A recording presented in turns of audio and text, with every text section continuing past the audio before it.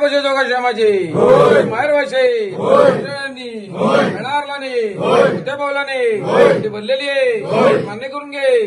घरादारा रोडोरा संसार धंद्यात उद्योगधंद्यात व्यवसाय क्षेत्रात राजकीय क्षेत्रात चांगली बरकत दे. त्यांच्या पाठीमागे ज्या काही इडापिडा असतील त्या दूर जाऊन घरामध्ये नेहमी चांगली बरकत येऊन घरात नेहमी आर्थिक सुलभता राहू दे.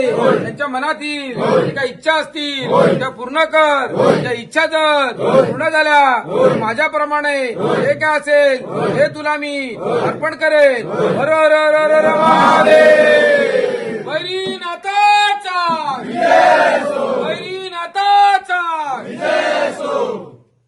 अडखळ गावात शिमग्याला भक्तीचा उत्सव. देव स्वतः जातात भक्तांच्या दारी.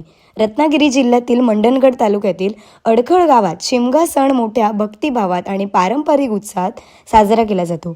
या गावाचे ग्रामदैवत अडखळ येथे विराजमान असलेले श्रीदेव भैरीनाथ तसेच श्रीदेवी पद्मावती, श्रीदेवी जोगेश्वरी मंदिर येथे देवदेवता शिमग्याच्या निमित्ताने थेट भक्तांच्या घरी भेट देतात. ही गावाची अनेक वर्षांची अनोखी परंपरा आहे. शिमगा उत्सवाच्या काळात देवळातील देवाची पालखी गावभर फिरते. ढोल ताशांच्या गजरात पारंपरिक वेशभूषेत ग्रामस्थ मोठ्या श्रद्धेने आणि मिरवणुकीत सहभागी होतात. विशेष म्हणजे देव स्वतः भक्तांच्या दारी येतात ही भावना ग्रामस्थांसाठी अत्यंत पवित्र आणि आनंददायी मानली जाते. भेटीदरम्यान महिला वर्ग देवांची खणानारणाने ओटी भरतात. भक्त आपल्या मनातील इच्छा, नवस आणि मनोकामना देवांपुढे व्यक्त करतात. अनेक कुटुंबे पिढ्यानपिढ्या ही परंपरा जपत असून देवांच्या कृपेने आपल्या इच्छा पूर्ण झाल्याचा अनुभवही व्यक्त करतात. या अनोख्या परंपरामुळे अडखळ गावातील शिमगा सण केवळ धार्मिक उत्सव न राहता तो भक्ती, श्रद्धा आणि सामाजिक ऐक्याचा उत्सव बनला आहे. गावातील वातावरण पूर्णपणे भक्तिमय झाले असून बाहेर गावाहूनही अनेक भाविक या सोहळ्याला उपस्थित राहतात. ब्युरो रिपोर्ट, सिंधू प्रभात, रत्नागिरी, मंडणगड. शिमगा सण हा आला की ह्या दिवशी आमचा देव भैरीनाथ हा पालखीत बसून आमच्या घरी आमच्या भेटीला येतो. आमचा देव भैरीनाथ हा जेव्हा गाव 400 वर्षापूर्वी वसला असेल तेव्हा या भैरीनाथाची ग्रामदेवताची इथं स्थापना करण्यात आली आणि शिमगा सणाला हा देव देवळातून पालखीत बसून हा सानेवर बसतो. सानेवर त्याची आम्ही पूजा करतो. त्याची महिला ओटी भरतात. नंतर हा देव आम्ही खांद्यावर नाचवत आम्ही आमच्या घरी आणतो आणि त्याची आम्ही ओटी नारळाने पूजा भरून आम्ही आमच्या मनातली इच्छा त्याच्यासमोर मांडतो.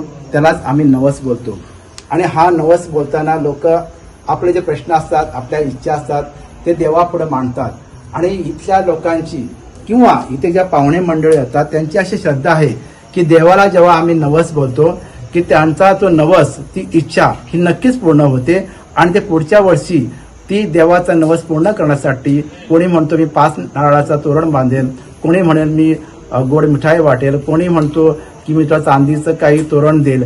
अशा प्रकारे लोक आपली यथाशक्तीने नवसाची पूर्तता करतात आणि त्याची मनोभावे पूजा करून ते वर्षभर त्याला आपल्या मनात ठेवतात. शिमगा सण म्हटला की आपण होळी पेटवतो. होळी पेटवतो म्हणजे काय की होळी ही एक ज्योत असते म्हणजे ती आपल्याला एक सकारात्मक एनर्जी देते.